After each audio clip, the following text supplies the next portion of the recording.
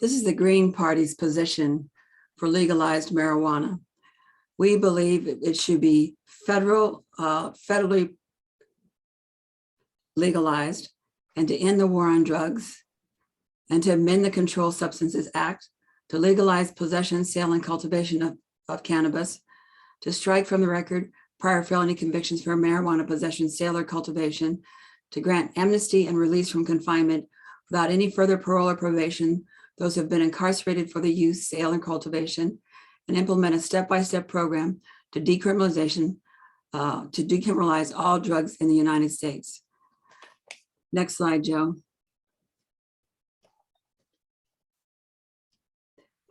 This is the patchwork of state-by-state legalization we have right now. Some states it's legal for adult recreational use, like Illinois, the states out west. Some is legal for medical use only, like Missouri and Oklahoma. And then some the yellow ones have no program for legalization. And the stripes with their status pending. This is a dangerous inconsistency. In 2018, Canada federalized the legalized use of marijuana. Next slide, please, Joe.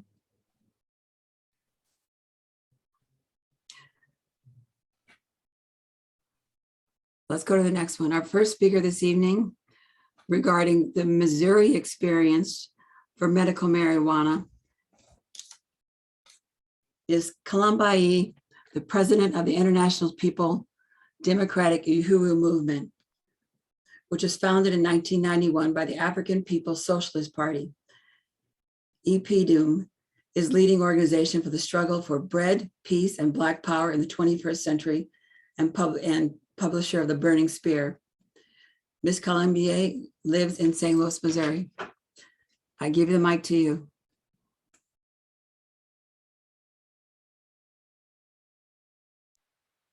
Okay, so I have unmute myself, but I can't turn my camera on. Is that the way it's going? That I can't turn my camera on? Joe, can she turn her camera on, please?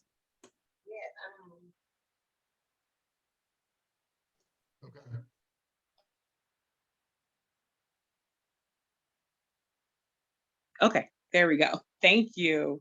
It's kind of weird talking to nothing. So I just want to start off by saying my name is Kalambayi Andenet, and I am the international president of the International People Democratic UHURU movement.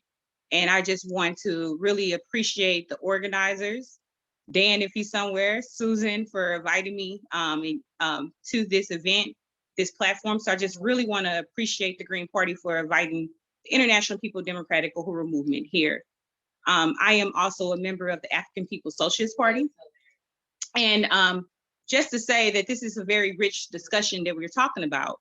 And I first want to say that, you know, when we've been talking about the inequity of legal marijuana, we have to first, you know, to me, it's like you can't start this conversation without a backdrop of who we talking about legalizing anything. That we're talking about a country that stole African people, enslaved the indigenous people. This is this country's rich history, and the law that is we talking about is in the interest of the ruling class. The ruling class is the one that makes the laws, and this same people who said Uyghur was illegal and legal also said slavery was legal, and anything that you did to a Black person was legal. And so that's who we're talking about that has criminalized marijuana and decided who can participate in it. So, you know, as the International People Democratic UHURU movement, you know, our position is that when we're talking about the inequity, first, they have to open up the prison and let everybody out. We don't need a plan. There's no plan needed. Simply, if someone has went to jail for marijuana, we believe that the doors should be, they should open the doors and let them out. Reparations should be paid. Like, people have been shoved into jail, family members of mine and friends that sold nothing else but marijuana has been locked up in jail and has been kept from being able to ever benefit from legal marijuana. And, you know, is this, you know, like, again, if we don't deal with colonialism, if we don't deal with the elephant in the room, then we would simply be chasing ambulance. Because even when they let all of the Africans out of jail for marijuana, that has been locked up for marijuana, is it fair? Is it fair that they haven't been paid reparations? Is it fair that their children can still walk down Canfield Drive and get murdered, shot down? And so simply the issue with this is that we have to have power as a people. And if we don't have power, we will fight for symptoms that will benefit someone else and not us. Because with them deciding to make marijuana legal was never in the interest of colonized people at all. Simply not that was not what it is.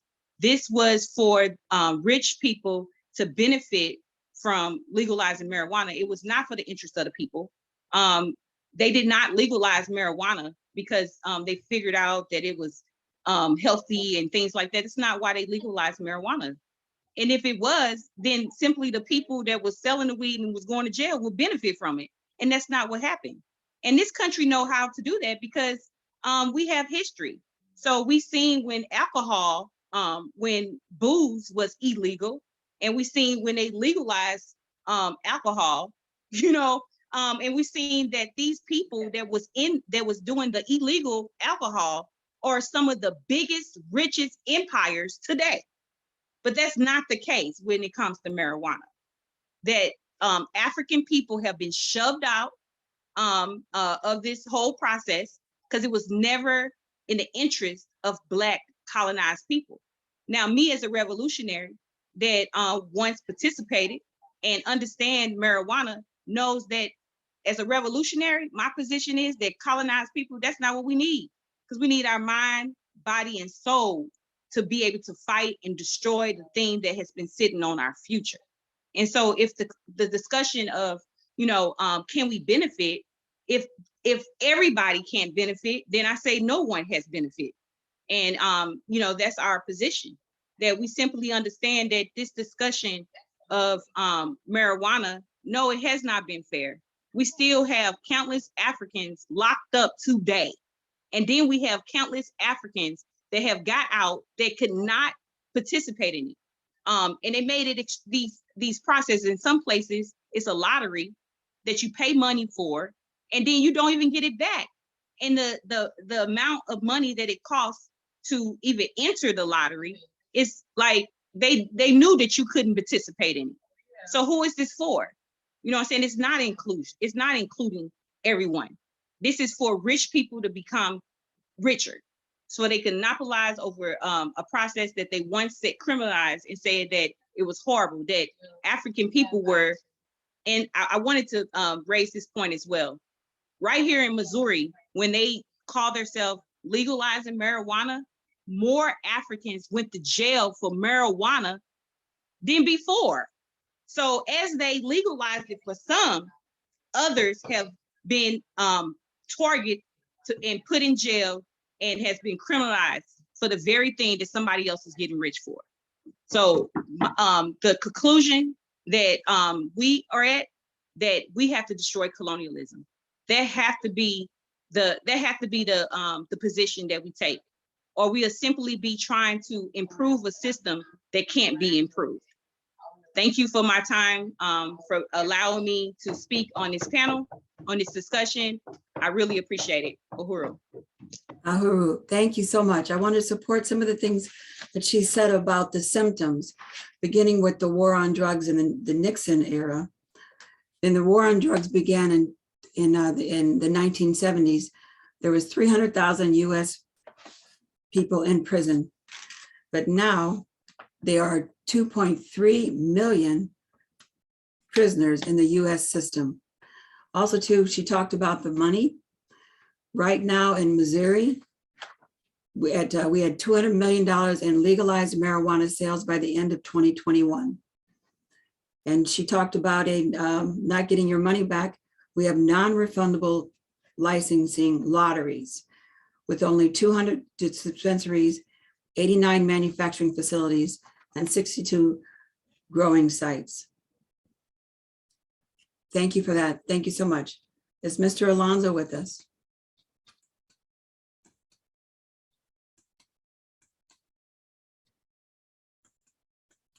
Okay, let's move to the next speaker, please. Tyler Williams. Mr. Williams is the Chief Technical Officer for Cannabis Safety and Quality and co-founder of Winter Haze in Illinois. Tyler Williams is a consumer product safety and quality expert with significant experience in food and beverage, dietary supplements, and cannabis industry. His quality and safety company grew from the need to qualify and certify cannabis industry. Tyler's company, CSQ, is passionate in helping companies grow their businesses, keep up with current regulations, protect consumers, and improve their food safety. Mr. Williams is in the St. Louis Business Journal 40 Under 40 for 2021. Mr. Williams. Thank you, Susan, for the wonderful introduction and for inviting me to speak today on this very important topic. First, I want to start out by saying that social equity might mean something. Oops, let me start my video here. Yeah, can you start your guess? Thank you. All right, now you guys can see my pretty face. Thank First, you. I want to start out by saying that social equity might mean something completely different to you than it does to me.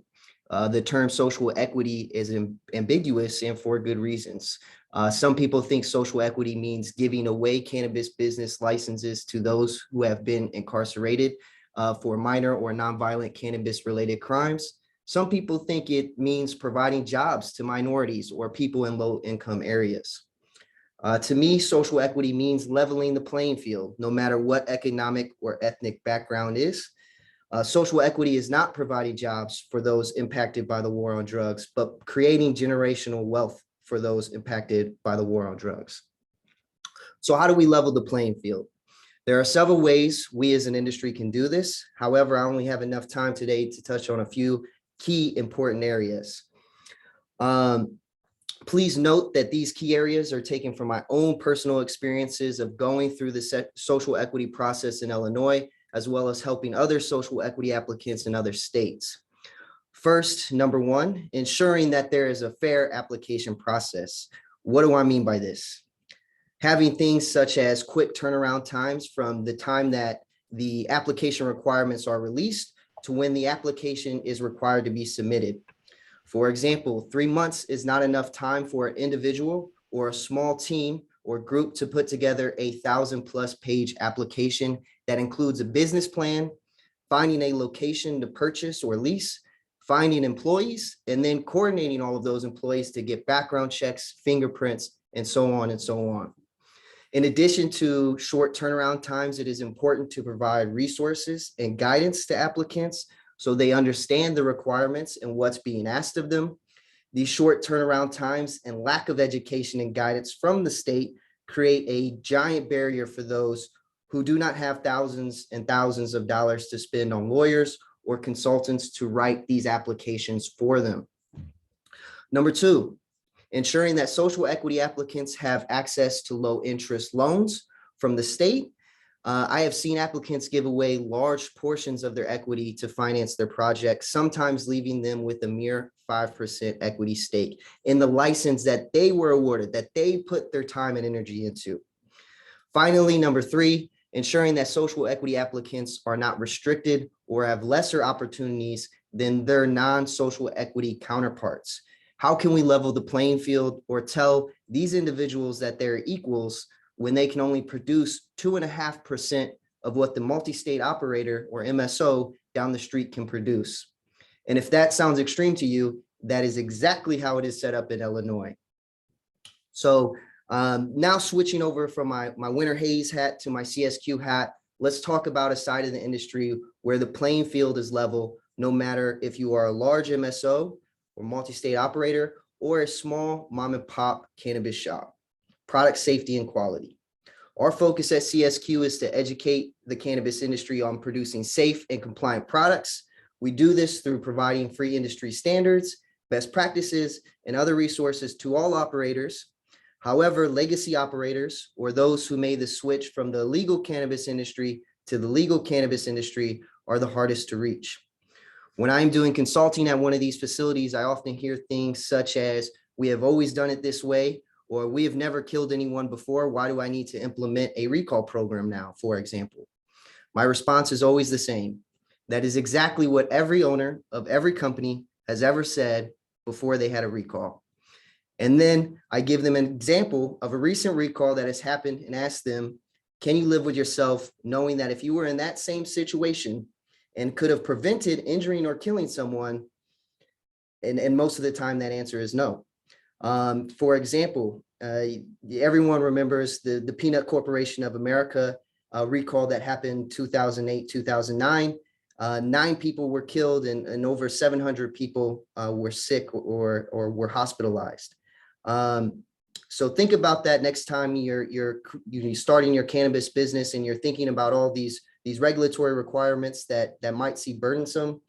Think about those 9 people that died during that time period of that incident, and that the actual senior management that led that company are now sitting in jail. And think about yourself in that situation, sitting in that jail cell, thinking about those 9 people that you could have prevented their lives from ending. So that's all I got for today. Thanks very much, Tyler. Hopefully you can stay around and answer questions regarding pesticide. Absolutely. Pesticide use, perfect, very perfect. We have Alonzo Waheed, and Joe, would you go back to his slide, please?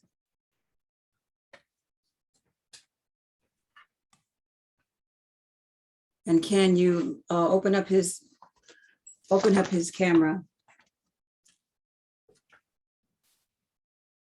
We're very fortunate to have Mr. Alonzo Waheed today. He's the organizing director at Equity and Transformation, established in 2018, whose mission is to achieve social and economic equality for Black Chicagoans engaged in the informal economy. EAT defines the informal economy as activities, enterprises, and jobs not protected by the state. They work such that Black Chicagoans will have the resources to change the social and economic conditions affecting their lives. Illinois legislative recreation use, from my research 2020, for social equity program and expunging criminal records for nonviolent drug offenses. I just want to add one more thing. According to the research, Illinois is going to reach nearly $1.38 billion of revenue in 2021 from legalized marijuana. Mr. Waheed? Thank you for that introduction. I want to start off by saying, first of all, that I truly feel grateful for being able to be a part of this conversation. In my introduction, and this happens often, that individuals would say equality when the word is equity. And what the difference is that a lot of times we use those words interchangeably, when in truth, they're very different.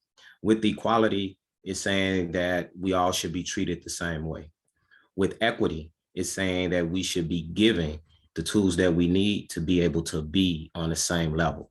So what that looks like is saying that, so when this bill was created, HB 1438, it was touted as one of the largest equity bills in the state of Illinois.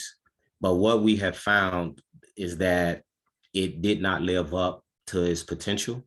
And so as today, what we're looking at is that, yes, we have hundreds of thousands of expungements, but one of the biggest issues with that is that we have hundreds of thousands more that have yet to be expunged. And the time period for that is 3 to 4 years in the making.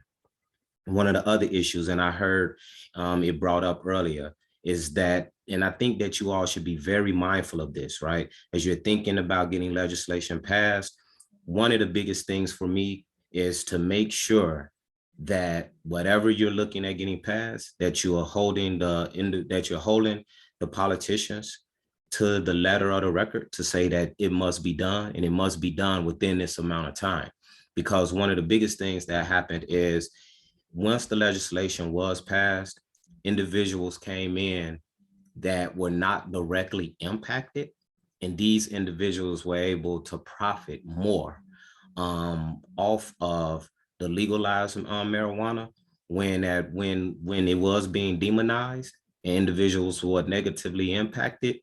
These individuals only received more of a punishment, because now we're seeing that the height of arrests in directly impacted areas, individuals that's Black and brown, they are being targeted more even while the marijuana is legalized. One of the other issues that, and this is just straight across the board, is that individuals are not able to receive licensing unless they are part of the community that was directly impacted. So what we have now is individuals selling their licenses, right? Selling their rights for pennies on the dollar. Because again, these are individuals that are not used to having a lot of money. But more important than that is it takes millions of dollars just to be able to actually benefit and to go in and be able to get a dispensary. So some of the things that we're looking at, and I would ask you all to look at as you're thinking about this legislation, to make sure that individuals have a safe and make sure that they're not only being safe, but they're also being educated on what that process will be once they're looking at being able to get a dispensary or start craft growing or whatever it is you're going to do. Make sure that individuals are fully educated on what's going on, because even the legal system, they're still trying to catch up. But what they did is they're taking such a large percentage of the tax revenue to say that, you know what, they need to now be trained on how now to not go after individuals for marijuana. So these are some of the loopholes and some of the things that I would definitely want you all to be mindful of as you're looking at moving forward. But overall, we definitely believe that it's something that can be done. We have done it. And I just wanted to make sure that we was very clear on the things for you all to look out for, and know that we are going to continue to fight, and we're not going to stop until everyone has equity. Thank you, Mr. Waheed. You said some things that are very important, like you have to train the police, law enforcement, not to persecute illegal marijuana. And again, did you know that with Bill Clinton's federal crime bill in 1994, that's when we got the massive criminal system that we have now, and the militarization of local police forces. So that entire infrastructure with expansive prison systems happened in 1994. And now to turn direction, I understand. And also too, did you know, I've done some research, there are 40 craft growers in Illinois. There's 110 dispensaries in Illinois. That's quite a cap. Yeah, And still, I thank you for that research. I didn't know how much time I had, and I want to be very respectful of the time. But again, we have to understand, and you hit it right at home for me, right at home for equity and transformation. We have to remember that Black lives were always capital, right? In these United States. We have to remember that the war on drugs was never designed to deter the use of illicit drugs. It was part of a much larger plan and legacy that was born out of the 13th Amendment. And the war on drugs was specifically designed to further oppress and institutionalize minorities, particularly the Black population. The war on drugs is the war on Black people, and it's just one of the many manifestations of legal slavery that has gone on since the Emancipation Proclamation. Like other policies and laws throughout our history, it has been used as a vehicle to disguise the ever-policing of Black communities and to further the use of Black lives as capital by strengthening an industrial prison complex. thank you very much for speaking up, and so that we can understand the symptoms of this entire situation. I appreciate that. Thank you. Please take a round for questions from the audience and comments. Joe, can you go to the next slide?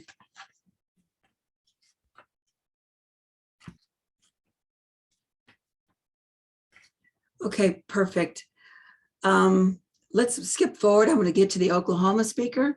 Skip forward 2 slides. One more. I'll come back to Missouri because we have some actions from Missouri based on what we're learning from Kalambayi and Alonzo. All right, with us today also, we're very fortunate to have a business owner and what we've learned from Tyler Williams. We have a business owner out of Oklahoma. We have Tim Gates, is owner and operator of Oklahoma-based Bongi Medicinal. They are licensed with the OMMA, the Oklahoma Medical Marijuana Authority, and the FDA licensed facility for edibles and topicals, and the home of the award-winning Bongi Pain Stick from the 2021 High Times Magazine. Dr. Elizabeth, I see her face, is a creative partner and wife of Tim Gates. Oklahoma voters approved medical use in the 2018 ballot without caps or application lotteries. And Mr. Gates sent us a slide. Can you go to the next slide, Joe? He sent us the numbers, the current numbers of the participation in the medical marijuana market in Oklahoma. So I would like for us, for Liz and Tim to share with us about their business in Oklahoma as legalized cannabis business owners. Thank you. Hi, how are you guys doing? I'm unsure of why my video isn't showing, why I can't show my face, but I'll just a minute. Joe, is it on your side that he doesn't have a video, Tim Gates? Checking, but I believe it's on my side. yeah, it is.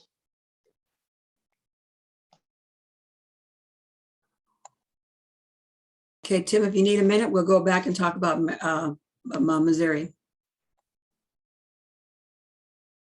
Please, could you just give me 1 second? Sure. Jump back, Joe, to the Missouri slides. Starting with the one before Ron Birch.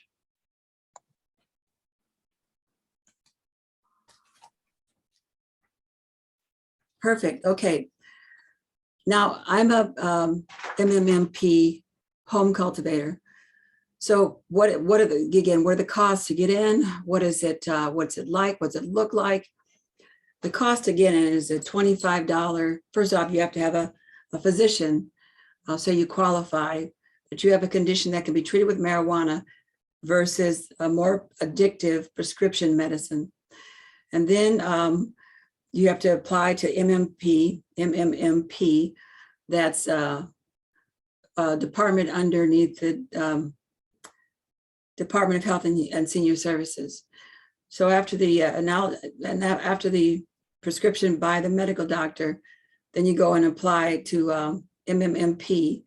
And with that, I went ahead and stepped up to home cultivator simply because I wanted to understand what that, and that's $100. Again, both the med card and the home cultivators for 1 year. I already had an aeroponic system going in my home.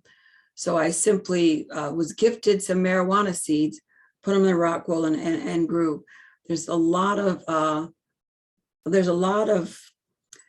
technology or technical support from many different sources, YouTube one of them, about how to grow home marijuana. I did not invest in a grow tent, and you're supposed to put your permit right next to your plant. So here are my 6 plants. There's my permit.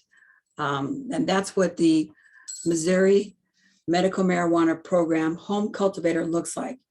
I picked an aeroponic system because it had the grow lights with it and the tower tonic to support the growth of healthy marijuana plants. Because I'm not selling it, I'm not concerned with THC concentration or CBD concentration. So it was just for my own use. Go to the next slide, please.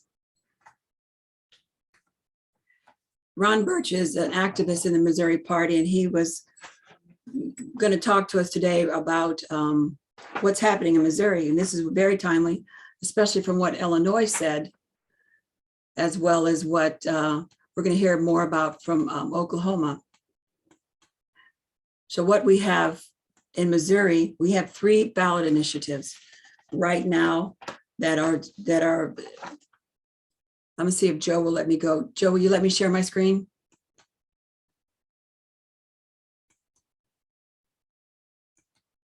Yeah, go ahead. Okay.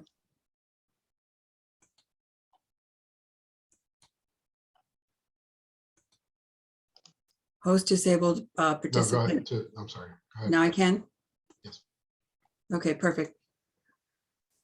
So in Missouri, we have in the Secretary of State, Missouri Secretary of State, for the 2022 initiatives petitions approved for circulation from Missouri, we have really 4 marijuana petitions and 3 that are, again, they discuss going recreational. So there's 2023, and again, this is educational for us as we choose what to do and how to move forward. There's 2023. 2023 is called Real Legalization Missouri. It removes the state prohibitions on possession, consumption, cultivation, and sale. It prohibits Missouri from assisting enforcement of federal marijuana laws. It prohibits the taxation of physician-recommended medical marijuana. It destroys all state civil and criminal records of nonviolent marijuana-related crimes. It releases all convicted of non-violent drug offenses. Then we have 2022-59. And this is all, thank goodness to transparency. These are all on the internet on the Secretary of State's, Missouri Secretary of State's website. 2022-59 is the Legal Missouri 2022 initiative. Recreational use for adults over 21, allows petition for release from prison. Again, a random lottery. However, it's at least 144 nationwide, 6% tax, and expunges records. And I hope that Alonzo can stay with us so we talk about expunging records. And then the last one is 64, 2022-64. Again, this is all here for you guys to read and research. It is, again, this is what's unique about this one is it creates a community hospitality center with food and alcohol and marijuana, very similar to how the Kalambayi talked about alcohol, how alcohol came back out of prohibition with like the Bevo Center and all kind of hospitality centers. Legal use after over the age of 21, unlimited licenses, again, 7% tax. That tax should go to fund research and infrastructure, and it has a clause to expunge the record and give free legal assistance. Thank you, Joe, for letting me share my screen. Okay, excellent. We're ready to talk with Mr. Gates. Can you unmute yourself, Tim? Yes, ma'am. Yes, ma'am. Thank you. I really appreciate you guys. Sorry about the technical difficulties. I had to switch from one device to another, but luckily I was able to get on. But here in Oklahoma, legalization started in August of 2018, and it took, we waited for about a year, and we got our license in March of 2019. So it's our 3-year anniversary of being in business in the medical marijuana cannabis space. So we're super excited about that. And one thing that was unique about Oklahoma that made us maybe not move into like other states like Missouri or Illinois was the price or the cost to do business. In the state of Oklahoma, it was only under $5,000 it took for us, or about $5,000 for us to get started in the state with our Oklahoma Medical Marijuana Authority, getting all our licensures through there, the Oklahoma Bureau of Narcotics and Dangerous Drugs, and also with the health department, our seed to sale program, and our transport license. So, and also with Oklahoma versus Illinois or Missouri is that they have, we don't necessarily have a cap on the amount of dispensaries or entities that can operate in the state of Oklahoma. She showed a slide earlier, and according to the numbers, Oklahoma ranks first in licensed cannabis dispensaries, and then second in dispensaries per capita with 2,232 dispensaries. And so with things moving forward, and as we look towards the future, House Bill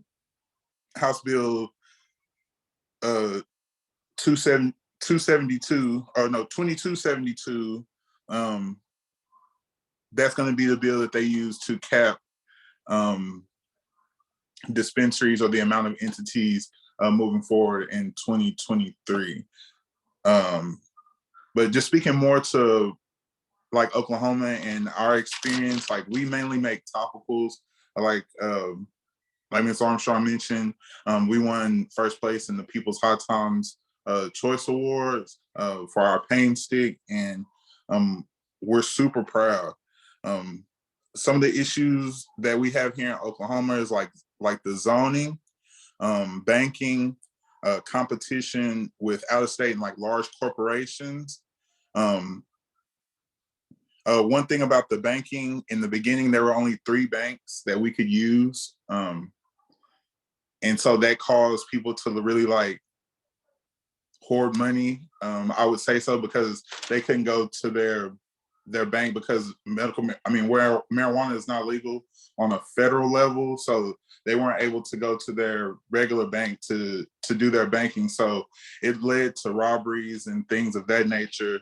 And so, like I mentioned, there were only about 3 banks, and these banks now, in the beginning, they were kind of taking everybody. Now they're not necessarily taking any more marijuana accounts because they have so many. And then also there's a small amount of banks that are actually accepting the money. And then when we talk about zoning and being in the right place to do or to produce medical marijuana, like I said, we're a small business. It was just me and my wife. We had an idea. We wanted to help people who had ailments, mainly the geriatric population. We started out with our nerve cream to help with my grandmother-in-law's with her neuropathy. She got great results, and so we were able to go with it. And with a small investment between me and my wife, we were able to start up a business. And like I said earlier, still be celebrating 3 years of being in business this March. And another one of the issues that we came across was the black market. People coming in and setting up fraudulent businesses or companies, having like ghost owners and things of that nature, which kind of drive up or messes with the market here in Oklahoma. And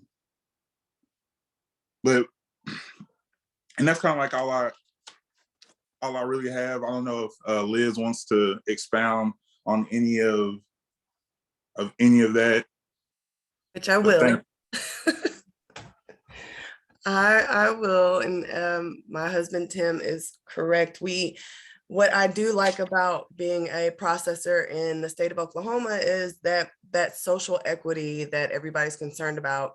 For me, is the objectivity of becoming licensed. It's not subjective. It's not a lottery, which I just can't believe people are throwing away $10,000 and they're not getting a business at the other end of it in Missouri, which is the reason why we decided not to move our business or expand our business into Missouri.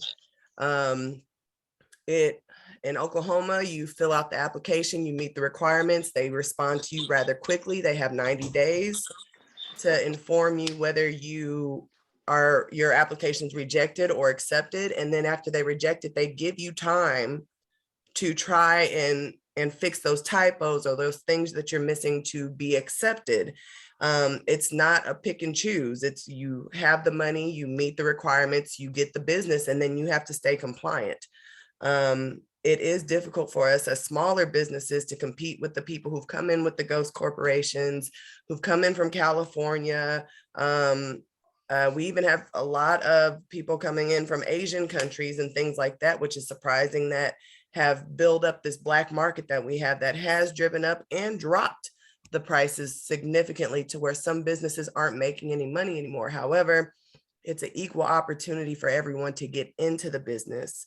And then after that, it's up to you to stay legal. Thank you. You know, we mentioned in Missouri, felons can't have a marijuana business, What about the felony records of people interested in legalized marijuana businesses in Oklahoma? So initially, if you are, so if you cannot have a marijuana business, if you have a non-violent felony within the past 2 years, or a felony in general, a violent felony within the past 5 years.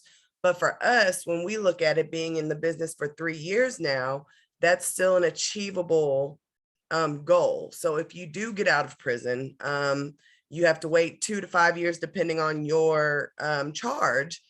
You still have that opportunity to get into the business, and the prices have not gone up. It has been 25 or less than 500 or 5,000, excuse me, to start from the beginning. Yes, they've added little things here and there, but it still hasn't equated to over $5 grand, which is really feasible for people. So yes, there is some issue with felonies and having a record, but after 5 years, it's better than your credit score. You know, everything on your credit drops off after 7 years. Well, your felony doesn't affect it once you get to 5 years. So Thank you very it's much. nice. Thank And you very much. hopefully, Go ahead. once more, as we get a better understanding of medical marijuana, and politicians and lawmakers get a better understanding too as well, we could work on things like those expungements for those nonviolent offenders and people like that. So when they come out, they can be a productive part of the community if they choose to be a part of the cannabis community.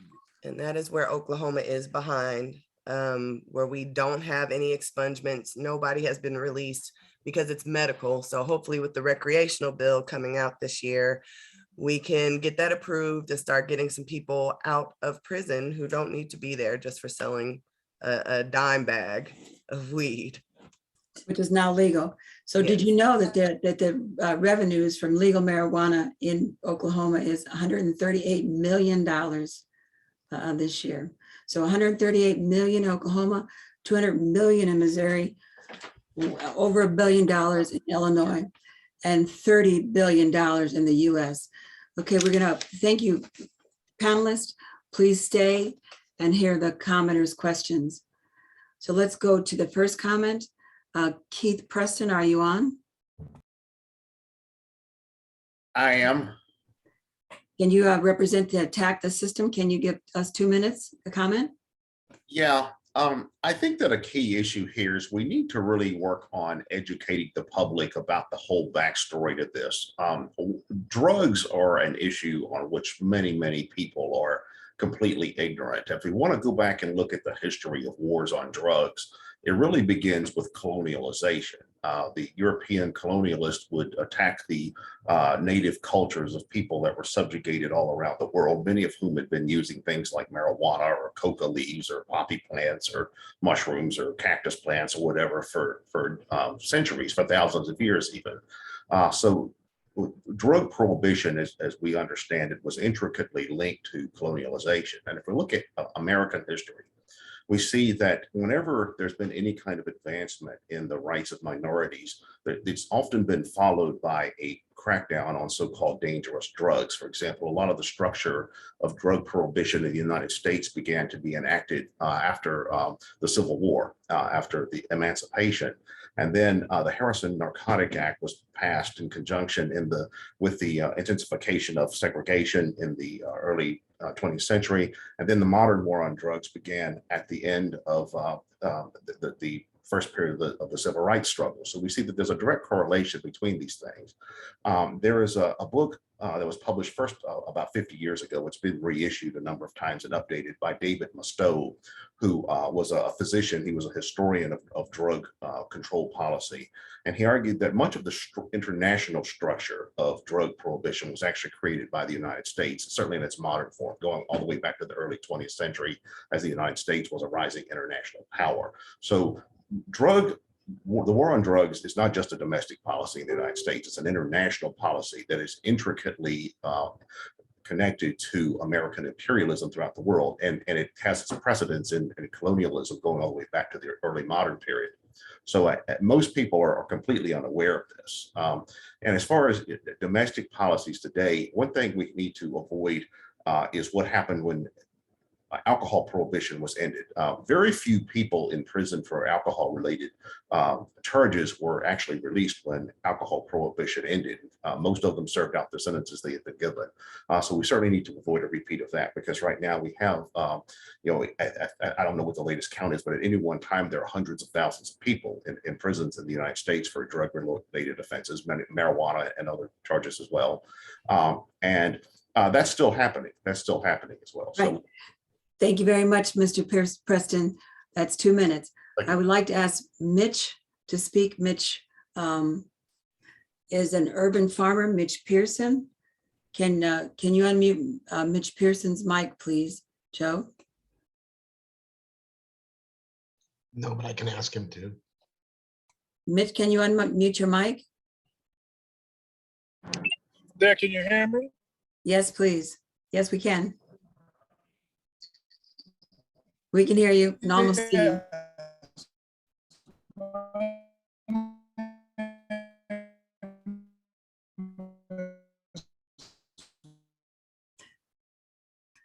Okay, Mitch is traveling. He's returning from a Missouri Farmers Union meeting.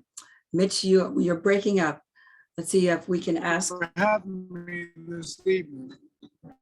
Say it one more time. Said, okay, try again. You were breaking up.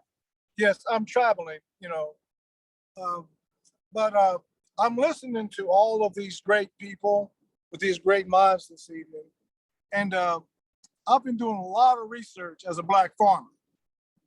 One thing that struck me was that over the last 100 years, we've gone from 14% to 0.5% of Black farms in this country.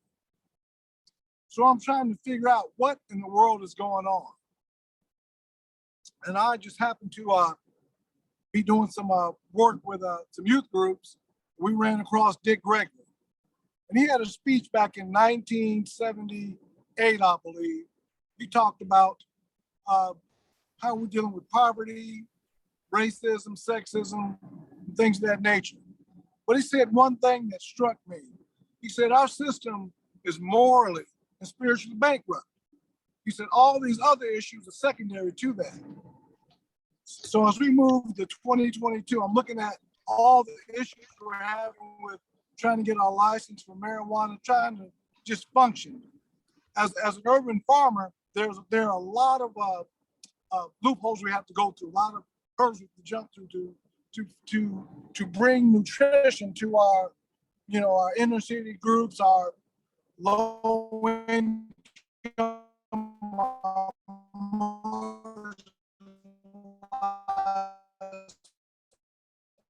You know, go ahead, Mr. Pearson, you are breaking. This goes along the same lines of what we're talking about this evening.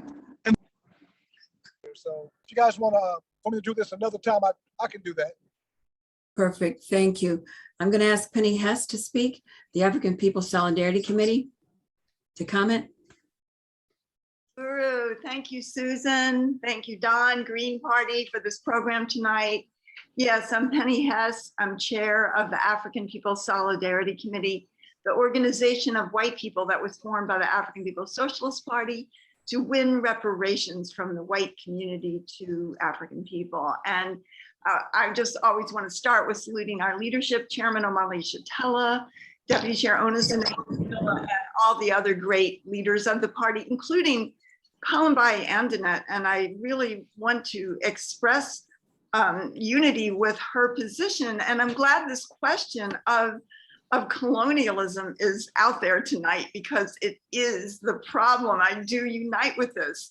And until we get to the question of colonialism, no problem can be solved. And as it has been raised by several speakers, drugs, the war on drugs, the mass incarceration has been part of a counterinsurgency imposed by the US government on the African community. And that is absolutely been proven in so many ways. And as Susan raised, the crime bill was written not only under Clinton, but written by the current US President, Joe Biden. Colonialism means that we live in an economy built on the kidnapping, sale, and enslavement of African people on land stolen from the indigenous people and the genocide committed against them as a popular form of genocide carried out by the white population. And there are two Americas, white and African. White people don't experience the same conditions that African people do. There are the colonized and the colonizers. There's no equity. It would take 250 years for the African community to try to catch up with the wealth that white people have at the expense of the stolen labor of African people. And Chairman Omali Shatella has called this the colonial mode of production, because everything that white people have, our prosperity, our power, our ideas, our sense of ourselves, comes at the expense of African and indigenous and oppressed and colonized peoples around the world. So I unite, colonialism must go. It is not a question of racism. It is not a question of equity. I unite with the struggle as defined by the African People's Socialist Party, that African people must have power over their lives to determine all these questions, whether it's marijuana or whether it is prison, whether it is healthcare or childbirth or anything else that exists. African people have a right to have power over their lives. We owe reparations. If you believe in reparations, go to UHURUsolidarity.org to find out more about the African People's Solidarity Committee, and come to visit us at the UHURU Solidarity Center at 2654 Gravois here in St. Louis. Thank you. Thank you, Chair. Thank you, Chairwoman. Feel free to put the information in the chat. I'm going to ask Coffee Wright to speak next, the Universal African Peoples Organization. Coffee, can you unmute yourself? Coffee Wright? Yes, I'm here. Hi. Hello, everyone. Thank you all for allowing us to speak. I'm Coffee Wright, representing the Universal African People Organization. And I'm just disturbed. I'm totally disturbed. And this is the reason why, or one of the reasons why I decided to run for United States Senate. This whole, I mean, I want to keep it clean, but you know, I'm just totally disgusted with this whole marijuana thing. I fought hard for the legalization of marijuana. I've never smoked a joint in my life. I've never smoked marijuana, but many of my friends and family has.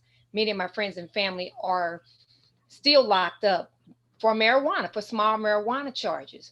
So again, I definitely agree with most of the people that spoke on here, especially with Kalambayi. I know I'm pronouncing her name wrong. She's gonna kill me. But the thing is that we have to, we definitely have to release everybody. It shouldn't be a big debate. It shouldn't be under what terms. The expungement, that's great. But I think we just need to get everybody released that is locked up for marijuana. I'm in support of the Cannabis Administration Opportunity Act, the draft legislation that was it Chris Schomer, Cory Booker, and Ron Wyden put together. I'm totally in support of that. There's, one, decriminalize, of course, cannabis. 2, expungement federal nonviolent cannabis convictions. And then the fund non-for-profit organizations, which will provide services for those that's most affected by the war on drugs. But it has to be more than that. I remember when we had that short opportunity here in Missouri to try to become a marijuana, to have a dispenser or cultivate it and everything. And we tried to gather so many people to put our funds together. It was ridiculous trying to come up with the money, and people couldn't come up with it. We couldn't come up with it. We all tried to put it together, but the holdback was everybody was fearful that it's a pick and choose. It's a lottery and you don't get your money back. So that right there was a deterrent. It was a deterrent for myself, for Zaki, and other people, but we still was going to go for it. But just, people don't have a whole bunch of $10,000, $6,000. We were trying to come up with the 16,000 to try the dispensary as well as to be able to cultivate it. But it just wasn't fair. It wasn't a fair, after fighting so hard. I remember we were downtown at City Hall at one of the meetings there, and there were people from other countries. There were people from other states saying, if it become legal, they were already set up. They had the money. The banks were already in order. Their money, their funds were already in order. They knew what facilities they were going to operate out of. We didn't have that opportunity. At the time, there's too many restrictions. I think Missouri probably need to consider shadowing some of Oklahoma's ways of, from what I understand, I'm going to have to read more on it, but from what I'm hearing in this meeting, that Oklahoma seemed to have more of a fair opportunity for everyone to be able to take advantage of it. But it just hurts my heart. All the Black people, all the African Americans especially, that are locked up right now, and whites as well, the people, period, that are locked up, but especially the Black people that are locked up for marijuana. And now it's legal when people are growing plants in their homes, and whether they want to say it's for their medical usage or not. A lot of people, when they were locked up, used it for medical uses. It made them feel better. It made them be able, their vision better. All what people have their reasons then. So we have to continue to fight. And like I said, I am in support of this new legislation. Well, it's a draft at this point, but we have to do better than that. That's just not enough, because no one is free until everyone is free. And that's just point blank, family. And Thank you. The way it is. Thank you, candidate Copyright. I'm going to ask Barb to speak. She's representing the Green Party of St. Louis to comment. 2-minute comment, Barb. Yeah, I'll try to keep it to 2 minutes. Thank you. This is a great program. I appreciate it being included. I'm going to talk a little bit in 2 minutes about the concerns for the use of pesticides in marijuana cultivation. And as Coffee and many have pointed out, this is turning into a bigger and bigger business. Currently, 36 states have adopted some form of legalization of marijuana, but there are no federal standards for pesticide use in growing cannabis because marijuana is classified as a narcotic under federal law. Hence, there's a patchwork of state laws that are very inconsistent. And I'm really speaking to environmental issues and, again, pesticide use in the growing of marijuana. So I'm going to talk briefly about some concerns. And one of them is the pesticide residue on marijuana when it is inhaled or ingested goes straight to the bloodstream. And keep in mind that the marijuana leaves have been dried and the pesticide then is condensed. So you're going to get a stronger load of this poison into the system. With windfall profits and minimal regulations, there are already environmental damage. One of the things I read about was something they called the Emerald Triangle in Northern California, Humboldt County, where there's an emerging agricultural, they call them frontiers, which is promoting land clearing, forest fragmentation, and dewatering. So they're taking the water out of local streams to promote the growth of the marijuana plants. Already fungicides, insecticides are being used. But the thing that I read that probably disturbed me the most, that my red flag went up, was when I read that Pepsi and Coca-Cola have great interest in this emerging business, which tells me we may be seeing large monocultures of marijuana, cannabis being grown in the near future, and that is concerning. Now, on the bright side, is my time up?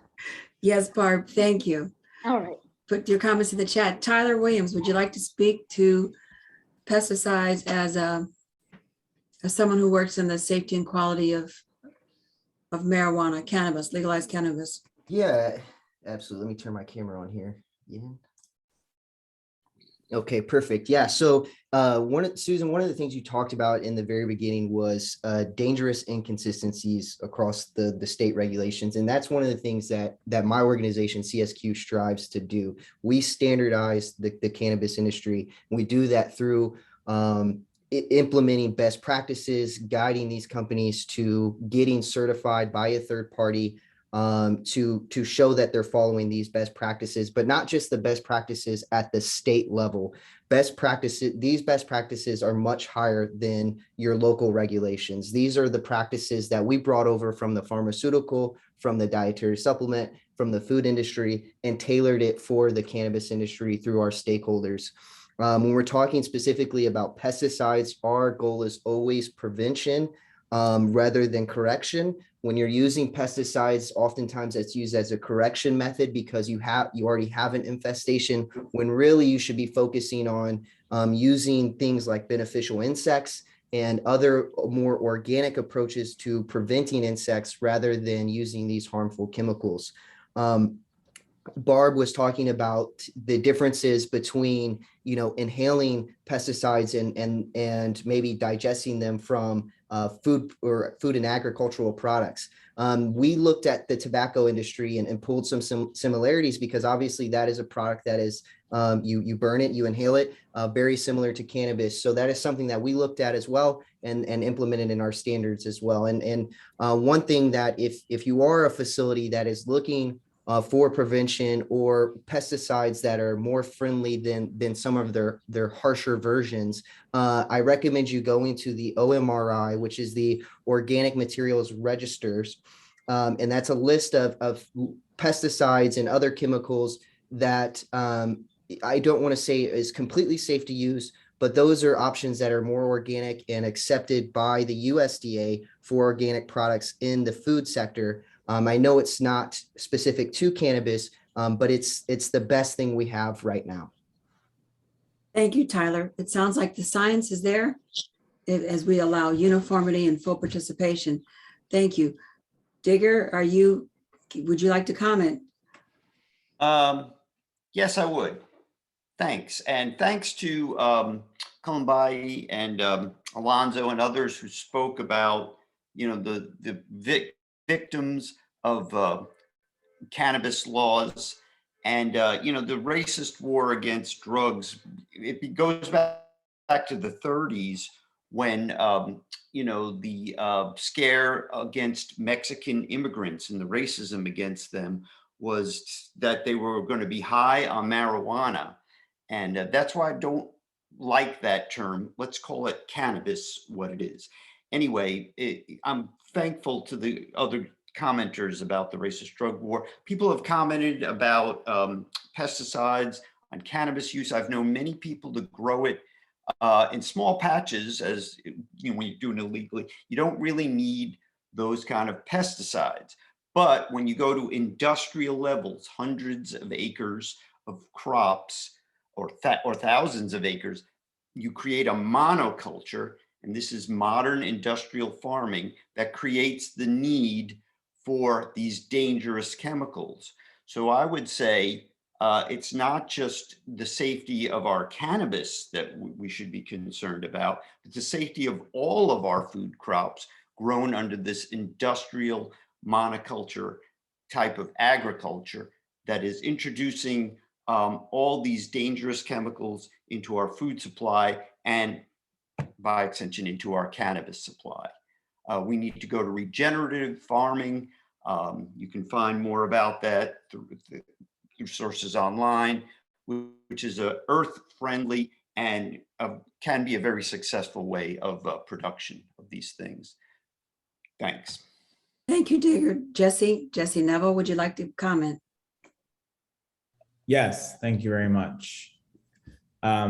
So I just want to thank the Green Party for hosting this webinar. My name is Jesse Neville, and I'm a member of the UHURU Solidarity Movement, the organization of white people working under the leadership of the African People's Socialist Party and under the African People's Solidarity Committee led by Chairwoman Penny Hess, who spoke earlier. And I want to join in saluting President Kalambayi and Andenet of the International People's Democratic UHURU Movement and express my unity with her powerful summation of colonialism as the root problem, and also salute the leadership of Chairman Amalia Shatella and reiterate that the UHURU Solidarity Movement unites that we have to take a stand as white people against colonialism and recognize that everything we have as the colonizers comes as a consequence of hundreds of years of looting and enslavement and genocide and oppression, and that we sit on the pedestal and we owe reparations. And towards that end, I want to thank the Green Party for endorsing the UHURU Solidarity Movement's Rally for Reparations at the Gateway Arch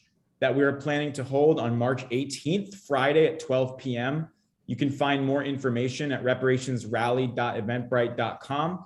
and stand with us to unite with the African community's demands for reparations, to stop gentrification, to support genuine Black community economic development and self-determination like the Black Power Blueprint, to release all Africans from the colonial prisons, to support Black community control of the police, end the so-called drug war, which is a war against the African community, and down with colonialism. We chose the Gateway Arch as a site for this demonstration because it is a monument to genocide, colonialism, and oppression, symbolizing the so-called gateway to the West and built through the destruction of a once thriving African community. So we call on everyone here. We warmly invite you and encourage you to join us as we stand with the UHURU movement, the International People's Democratic UHURU movement, the Green Party, and others on March 18th, Friday, 12 p.m. Central, to unravel banners at the Gateway Arch National Park declaring no more genocide in our name, reparations now, and white solidarity with Black power. Again, you can go to reparationsrally.eventbrite.com and find out more about that, as well as our national convention that weekend, which you can learn about at uhurusolidarity.org/register. Thank you. Thank you, Jesse. I'd like to ask a representative from Black Community Control of the Police, Diap, to speak. You want to unmute yourself, and I'll read your question that we submitted to the panelists beforehand.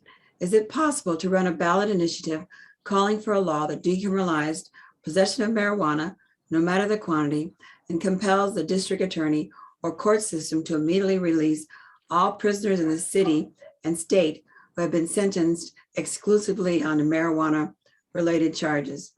That's the question. Sir, would you like to elaborate on that?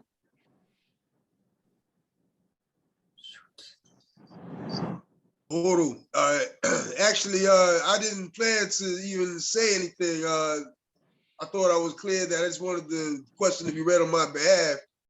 But I want to, unite. Hold up.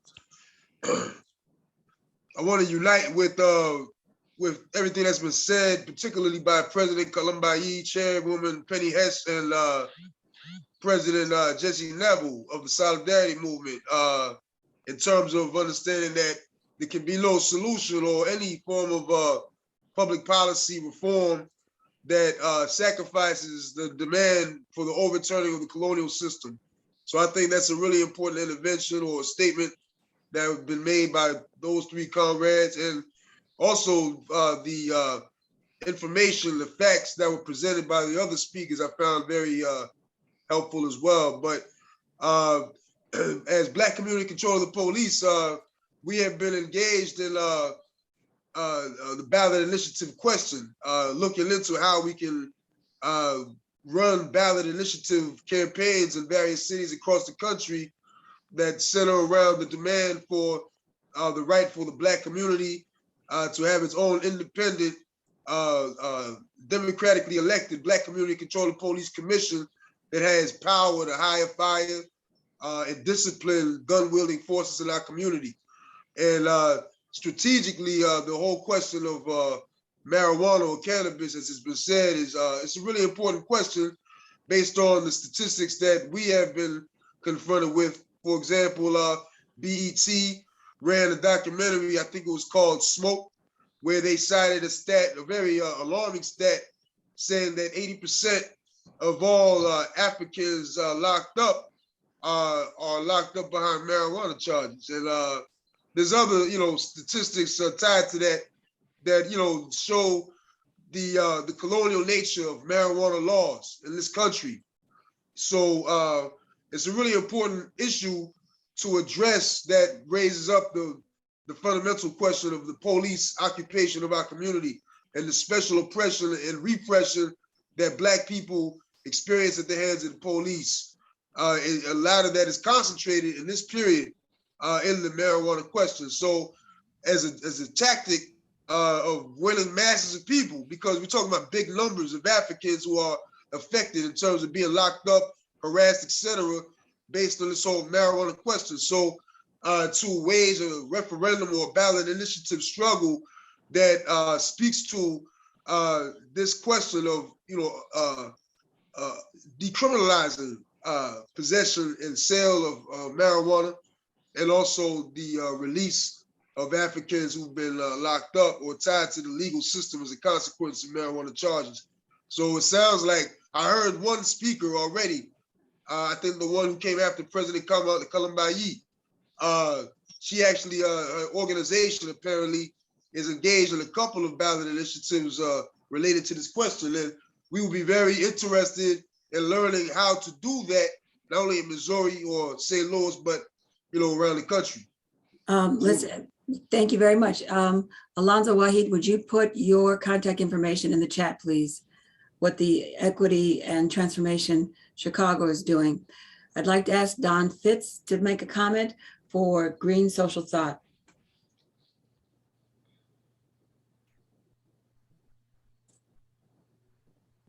Can Don be unmute, Joe? Don, can you? Okay, am I unmuted now? Okay, great. I want to comment on how to overcome the problems with cannabis cultivation.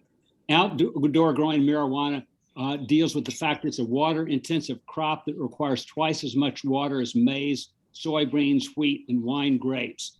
The chemicals used on it include herbicides, insecticides, fungicides, nematodes, and rodenticides. All of these make their way into the soil, surface water, and groundwater, poisoning fish, amphibians, and humans. The fertilization of cannabis causes a deterioration of air quality by releasing excessive nitrogen. Growing cannabis basically causes erosion, deforestation, and forest fragmentation. That's outdoors. Indoor growing of cannabis also causes health hazards of mold, pesticides, and chemical exposure. Cultivation results in $6 billion of energy costs, predominantly through lighting and climate control. These are so intense that 1 kilogram of processed cannabis leads to 4,600 kilograms of carbon dioxide, very intensive. So how do we overcome these problems of the dangers of cannabis? And I would say that we should have a position of abolitionism regard to pesticide use and not being satisfied with what the industry spokespeople want to do. We need to basically replace current corporate with industrial organic agriculture. 4 suggestions. One is we need to intensify research on growing cannabis without any pesticides while 1, minimizing water use, and 2, minimizing electricity. 2, we should go to an organic model by requiring that no more than 1 acre of cannabis can be cultivated in any farm, and the government should encourage mixing it with other crops, which is basically the organic method of poison control. 3rd, we should prohibit distributing cannabis that has residues. And the last point is the government should provide financial assistance to growers having difficulties changing to organic methods. And again, the basic approach should be to abolish the use of pesticides. Thank you, Don. Thank you very much. Do we have Joan? Is Joan on to represent the Green Party, another Green Party? Okay, I do want to ask Mr. Alonzo to tell us that, you guys in Chicago and Illinois have an expungement piece with your recreational. Yes. How long does it take individual to get expunged? That's the issue. So right off back, I'll say that as of today, we have over 300,000 individuals who have been expunged. But we have triple that number that's waiting for expungement, and they could be waiting up to almost 7 years for that to happen. Thank you.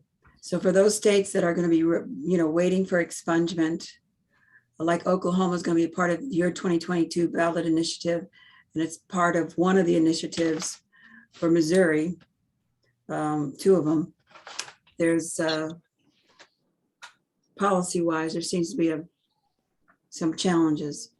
And one of the biggest things that with us looking at everything that has happened, we are now shifting gears in Illinois, and we've started the big payback campaign.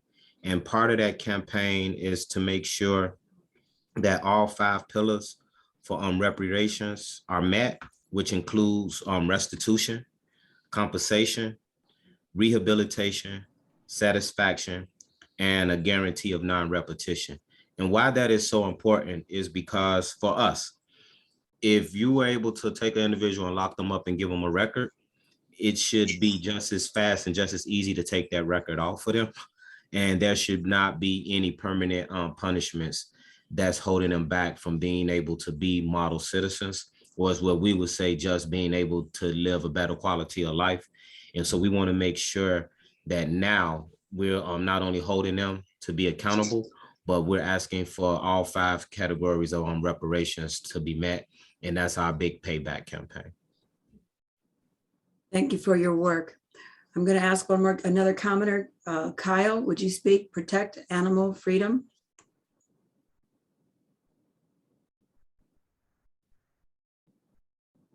Absolutely. Thank you very much for having us tonight. I am Kyle Uzinski, the Executive Director of Project Animal Freedom.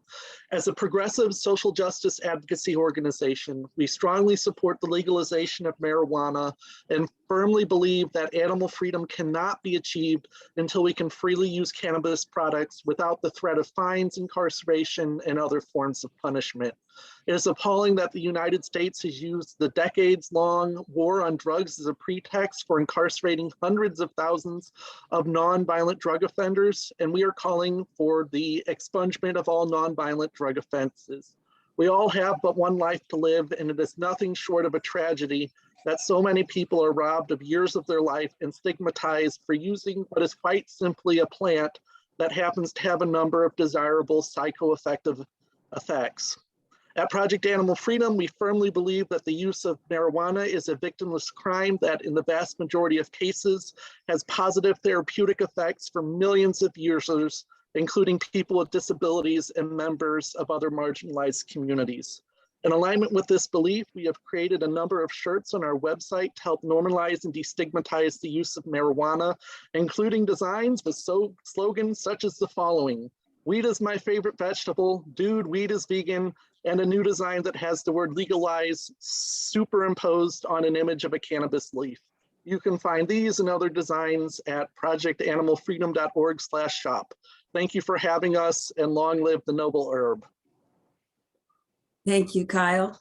Okay, we have another commenter for 2 minutes. Again, lots of different points of view tonight, organizers, activists, business owners. And we're going to ask Richard Schaefer, 2 minutes.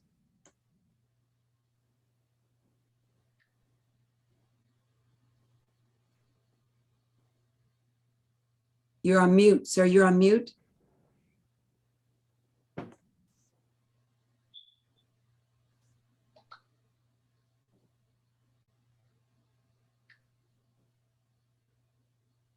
Mr. Schaefer, we'll come back to you when you become on. Okay. Okay. I'm very dismayed at everything I've heard so far. Unless I've missed something, what about the legitimacy of marijuana as a component? What is it? Well, look up Wikipedia, which is a good source. And there's so many others. It causes brain damage. Now, I'm 70 years old. I've been around for a while. I've seen the marijuana experiment take place in our society. I've lost friends who lost their lives to marijuana. It dumbs you down. It destroys your brain cells. All the facts, all the scientific evidence is out there. Nobody's talking about it here. You put the cart before the horse, and you're using this umbrella of decriminalization to make it legal. It's 2 separate issues. Yes, it absolutely must be decriminalized. I agree with everything said here, but the fact of consuming marijuana is outrageous. It causes brain damage. Look it up. Look up Wikipedia and check all the sources that they list. They're very well referenced. There's many others, but that's a good, easy access. Marijuana it causes emphysema 10 times faster than tobacco. I've seen this back in the 60s when I was a teenager. We were under great duress because when we graduated from high school, you go one of 2 places. You go to college or you go to Vietnam. It was very stressful. period of time. And that wasn't until the latter years that we could go to college to avoid Vietnam, but it was very stressful. And today's society is extremely stressful for young people. You start handing out dope, marijuana to them, and we're going to have such a surge in addiction like you've never seen. But the other aspect is corporations. You don't understand how these corporations work. Once they get it legal, you will not be able to grow it at home. It will go through them, and you will not make a good living off of marijuana. The most you can hope for is to work at a convenience store as a clerk for minimum wage, because corporate America they'll do the same thing they did with big tobacco. They've already passed a law, if nobody's done the research, to allow them to fortify the THC level 20 times over. That's enough to get you addicted, and you'll pass out after one joint. This Mr. is a very Schaefer, dangerous substance. we're at time. We are at time. Thank you for participating tonight. Thank you for sharing your views. Now, I've spoken with everyone who is who followed up to comment. Do we have anyone else who would like to comment? Feel free to simply raise your hand on the Zoom and I'll call on you for a 2-minute comment.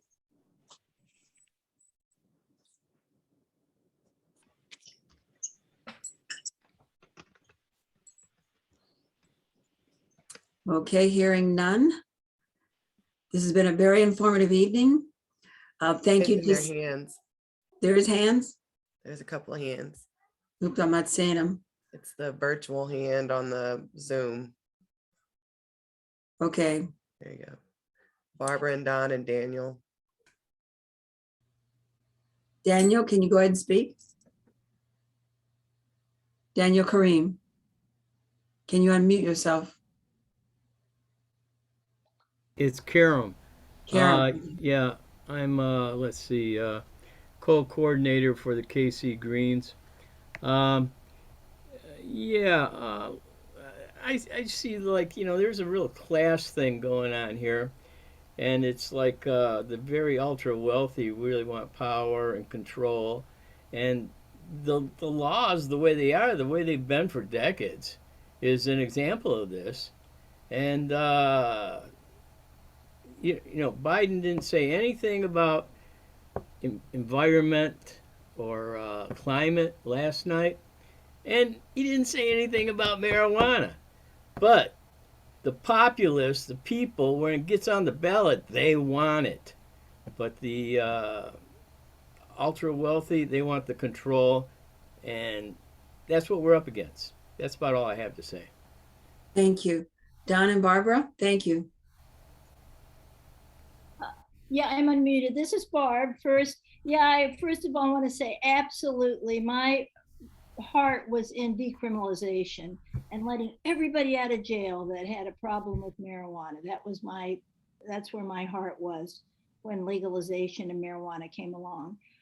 I also want to say I am very concerned when I heard people talking about the amount of money it would take to do a startup business for marijuana sales, and it was $5,000 and $10,000, which is really barrier to many people.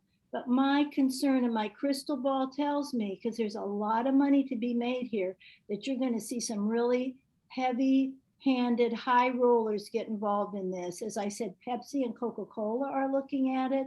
I think there are going to be other large corporations that are going to get on board, and it's going to push all of the mom and pop shops out of business. And I think we really need to think about that and look at it. And then my other concern of that is if that happens, we're going to be looking at large monocultures of cannabis grown with pesticides.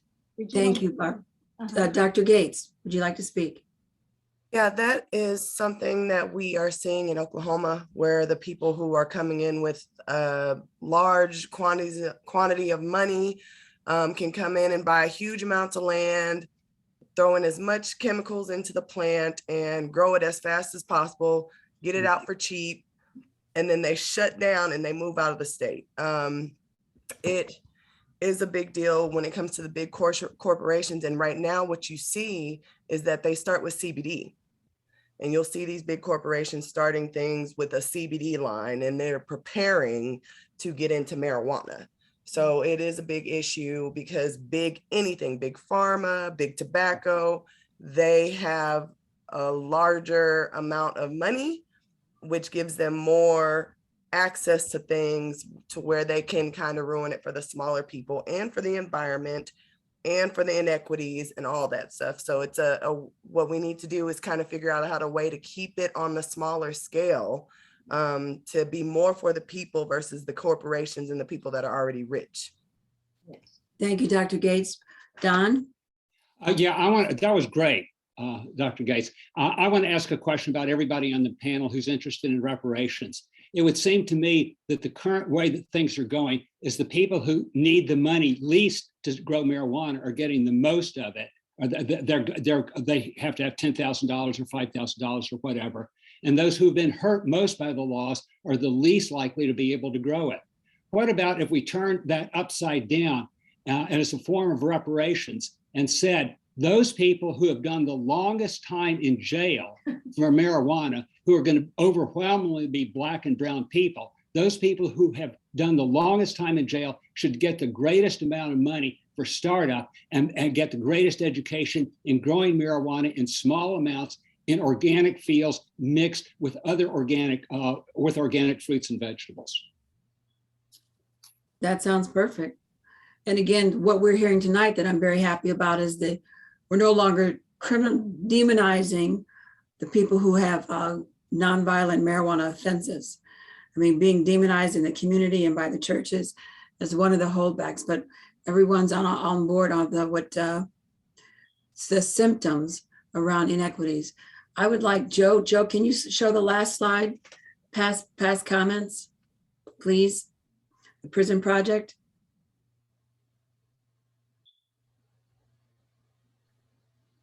One more. That one. So a couple of the commenters talked about how many people are locked up in the United States, and this is a prison project chart. What I find remarkable in the local jails, not convicted, there's almost 500,000 people. And then it breaks down to the slice of the drug related convictions, non-convictions really in local local jails, over 100,000. In state prisons, 1.2 million. And the drug offenses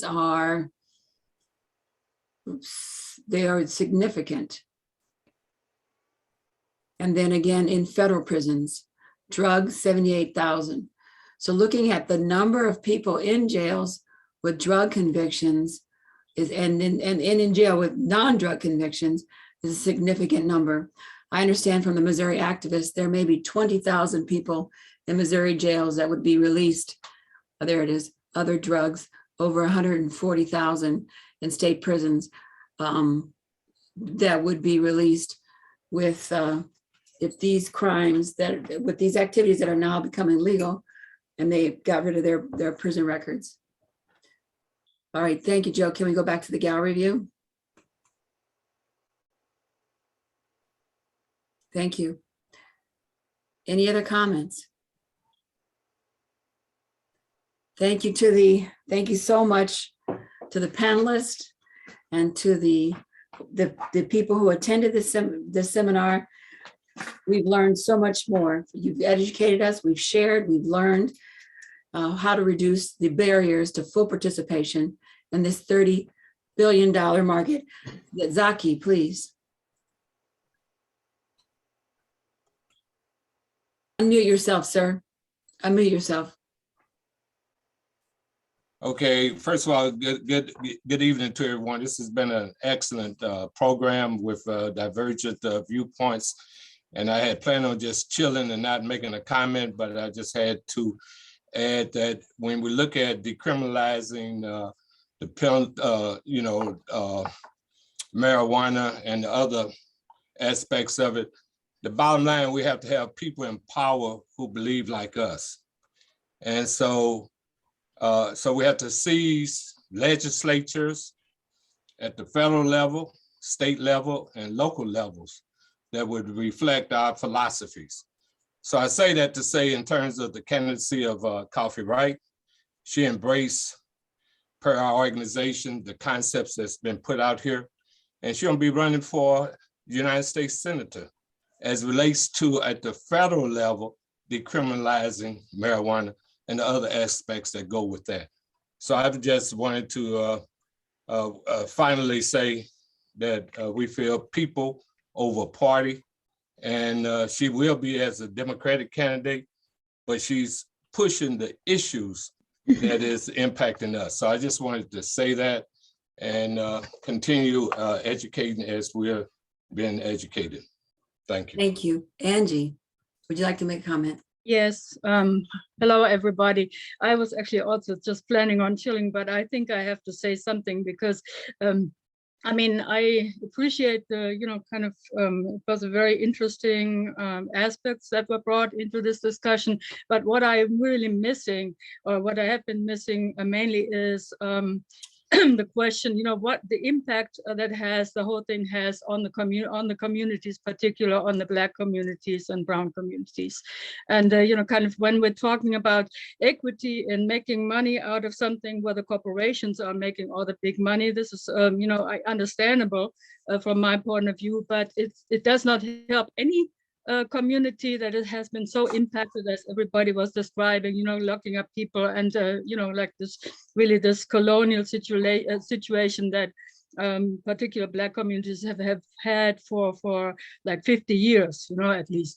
So the impact it has on the communities, I think it's really important. And, that we're looking at how to rebuild those communities and give those communities, and that has been brought in by several speakers, how to give the communities themselves the power to reinvent themselves and to be, really to empower them, the lives of the people who live there.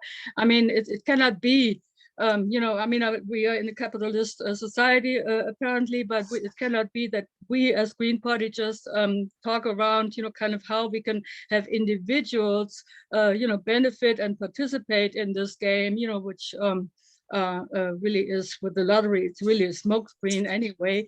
So it leaves me like a little really upset. It really leaves me upset because this cannot be the answer. It really cannot be the answer. So I just wanted to say that, and then maybe, yeah, have some other people comment on that also. Thank you. I think we continue to follow up the ballot initiatives. And Alonzo, Waheed, Angie mentioned communities impacted negatively by the war on drugs. Can you share with us about a Chicago area community? I think you said the average income was $11,000 a year. Yes. So that statistic is not just that, it's a statistic for the West Garfield area. But as we look throughout the state of Illinois, we recognize that number is the same percentage for all of the Black communities. So one of the things that was the ask for out of the legislation was for them to create R3 zones, and those R3 zones are reinvest, renew, and recommit to those communities. So some of the money that's coming down from the taxation of the cannabis goes to those communities. And this is to help to not only deal with the fact that businesses definitely need the money, but also financial institutions and the schools. But also we wanted to make sure that individuals that was directly impacted, that they would be able to then go and find different be able to develop different skill sets. So this helps them with college or being able to go into a trade.